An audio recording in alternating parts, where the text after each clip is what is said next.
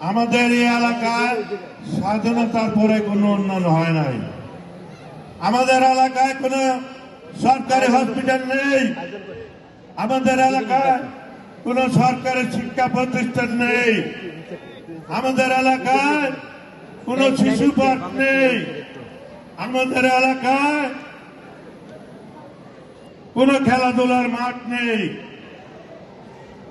সারা 5 আসনে মনে হয় এই যে নবী একটা কম্পিটিশনটা করে গেছিল, এইটা ছাড়ার কোনো এই 5 আসনে কোনো স্মৃতি নাই।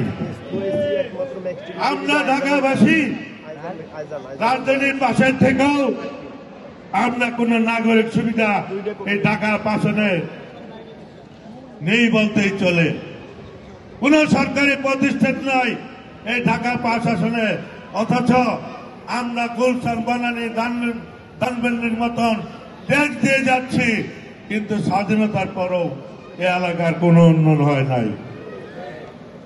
এই ঢাকার পূর্বাঞ্চল দিয়ে সারা বাংলাদেশের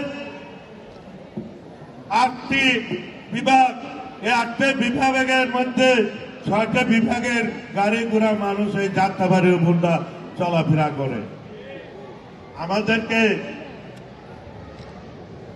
এত প্রেশার দেওয়া হয়, এই যে হাজার হাজার লাখ লাখ মানুষ যাত্রাবাড়ির উপর দিয়ে বিভিন্ন মানুষ এখানে পথচারণা করে, অথচ আমাদের এলাকার কোন উন্নয়ন নাই। এত মন্ত্রী মিনিস্টার এখানে আসা যাওয়া করে, কারণ দৃষ্টির চোখে পড়ে না।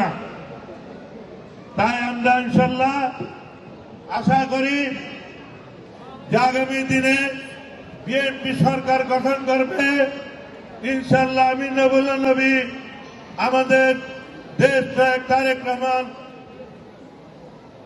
এই বিএনপির প্রধানমন্ত্রী হবে ইনশাল্লাহ। এই দেশে এই এলাকার গ্যাসের অভাব থাকবে না, বিদ্যুতের অভাব থাকবে না।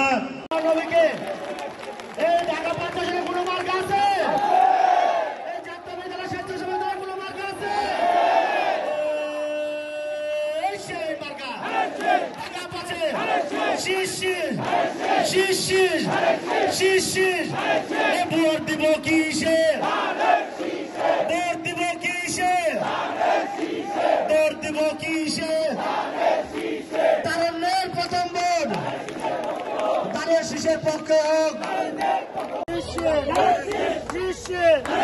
নবী ভাইয়ের সালাম দিন, তারের শীষে ভোট দিন, ভোট দিব কিসে, ভোট দিব কিসে, ভোট দিব কিসে, টাকা দাম দক্ষিণে মার্কা আছে,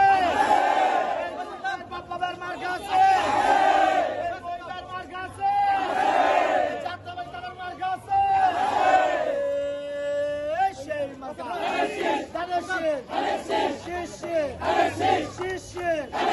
নবী ভাইয়ের সালাম নেই, ভোট দিন, ভোট দিন।